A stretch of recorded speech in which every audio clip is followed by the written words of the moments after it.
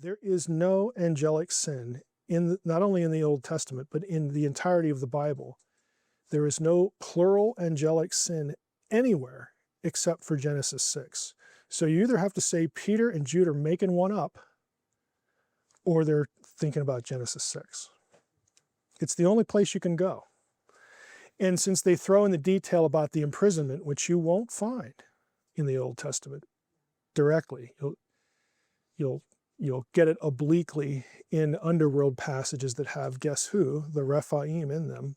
You'll get it there obliquely.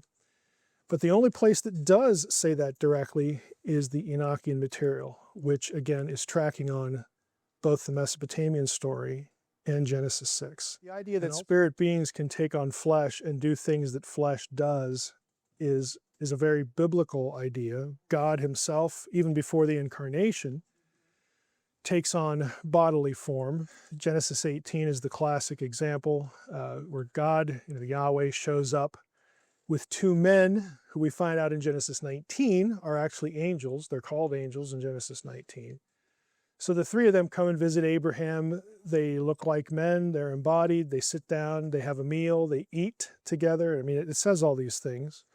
The two angels, of course, grab Lot and pull him into the house. And you have instances where divine beings become corporeal, and they are truly corporeal. Again, it's not incarnation. I want to be careful there. Theologians would use words like embodiment for that. But the assumption is that, okay, they don't have to eat, but they can. Spirit beings don't have to do anything that a body does. But when they inhabit a body, it's a body. It does what bodies do. The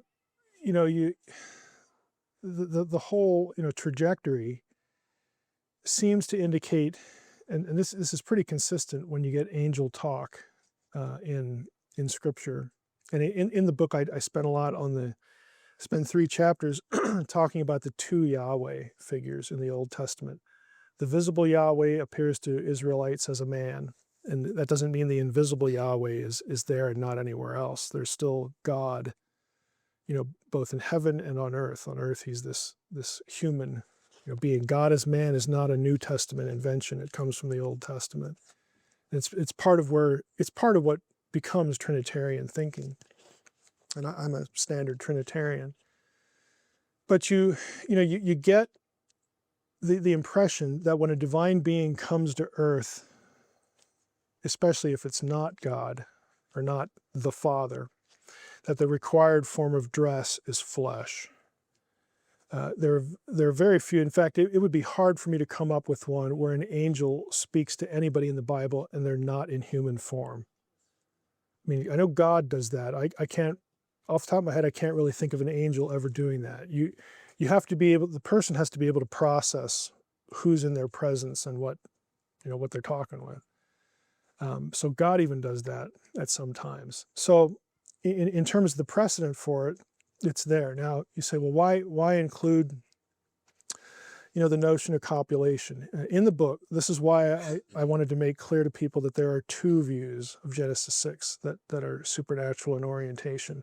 One is sexual cohabitation.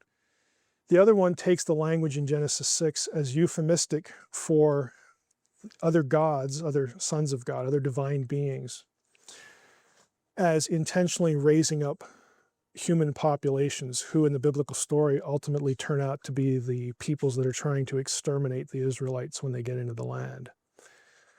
You say, well, how would that work? It's the Abraham and Sarah analogy. It's very clear that God did something to enable Abraham and Sarah to have children. There is no hint of any sexual contact between God and Sarah. But the text is equally clear that they were supernaturally enabled to have children when they were well beyond the age of doing so. So the assumption in view number 2 is that divine beings can do something, with people to enable them to have children. And so maybe that's what Genesis 6 is talking about, minus the sexual language. And I go back to the first part of the question. I take the supernatural view because I don't want to disagree with Peter and Jude, because they're inspired and I'm not. Peter and Jude very plainly, explicitly, I frankly, I know that and I'll be as bold to say, I know the sophistry involved to try to get them to say something they're not saying. I know how that's done because I'm a scholar, and scholars do that sort of thing. They refer to the angels that sinned, okay, in 2 Peter and Jude. These angels are in prison until the time of the end. There is no angelic sin, not only in the Old Testament, but in the entirety of the Bible. There is no plural angelic sin anywhere except for Genesis 6.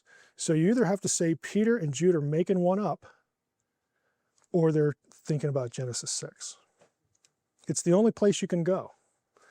And since they throw in the detail about the imprisonment, which you won't find in the Old Testament directly, you'll get it obliquely in underworld passages that have, guess who, the Rephaim in them. You'll get it there obliquely. But the only place that does say that directly is the Enochian material, which again is tracking on both the Mesopotamian story and Genesis 6. And ultimately, the Mesopotamian story is what Genesis 6 is written to respond to. So essentially, you're trapped. If you want to get your theology from the text, you either have to affirm the supernatural nature of Genesis 6, 1 through 4, or you say Peter and Jude got it wrong. That's your choice. Now, people don't. They pointed for it too, right? I know. That's his whole point. Yeah. So, people don't like to hear this. It was one of the things, again, when we were talking about publishing Unseen Realm. It's like, this is going to cause a controversy because, frankly, people don't want to hear that. Christians don't want to hear that. Christians, this is why I say we and it's not anything bad about people. And it's just that we're taught to be selectively supernatural. Okay, well, we accept God, we accept Trinity, we accept Satan, because we got to have that, or else why even have a discussion about Christianity? But then why exclude this other stuff? I'll tell you why, because it's just stinking weird. Okay, that's why we're excluding it.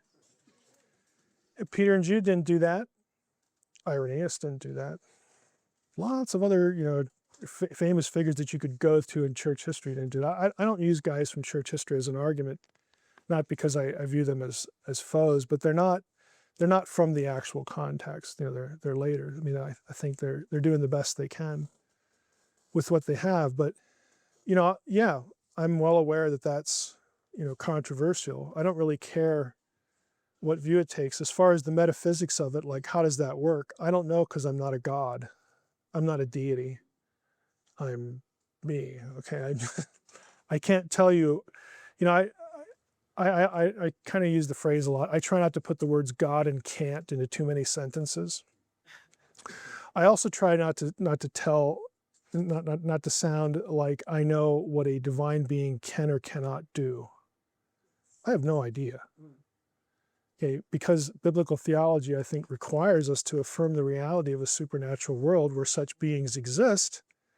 I got to go with that and then wonder about, well, what is it like to be one of them? Like what can they actually do? What are their limitations? I don't know the answers to any of those questions.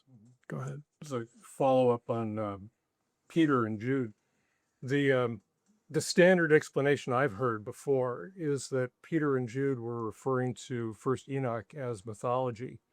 So similar to how a modern preacher might say, well, how Darth Vader interacted with so-and-so, well, that's a lesson that should show us this. Not treating the Star Wars story as historical in any way, but as a convenient contemporary example. Why do you think that's not the right way to interpret Peter and Jude when it refers to these things? Because they were predisposed to believing in a supernatural world. It's everywhere in all their texts. We like that explanation because it lets us not believe certain things while we affirm other things. If you're an ancient person, you don't have that tension at all. There's no tension to dismiss a supernatural claim because of something else. They were consistently, looking at, the supernatural world. And what people who make the claim don't realize is that there are lots of not only would that put Peter and Jude out of step with everybody else in their contemporary world, it would also make them inconsistent in their use of the material. Because Peter and Jude are going to quote other parts of Enoch that nobody bickers about. So it's an inconsistent hermeneutic from the get-go, but most people don't realize that because they haven't read the Enochian material and they don't see where else it shows up. Again, the value of scholars, whether they believe anything about the supernatural or not, is the fact that there's been a pile of scholarship showing, and again, in the book here, I'm trying to distill, parts of it. There's a pile of scholarship that shows how influential is not the right word, but how transparent a lot of Enochian stuff is throughout the New Testament. A lot of it is not very spectacular or interesting. Just parables and analogies to this or that. It's nothing that would really invite much discussion. But like in the appendix to the book, there are dozens of places, dozens and dozens, where Enoch and other pseudepigraphical material is cited or alluded to by New Testament writers. And just going with that analogy like preachers do, that's very normal. You have it in your head, it's going to connect with your audience because your audience knows what you're talking about, and you use that to illustrate some point or articulate some point. That's what they're doing with all of this stuff. And to pick 2 or 3 passages out in Peter and Jude and say, well, they didn't really mean it here. They weren't being serious about it here, not knowing that there's all this other stuff over here that nobody ever talks about, is really inconsistent.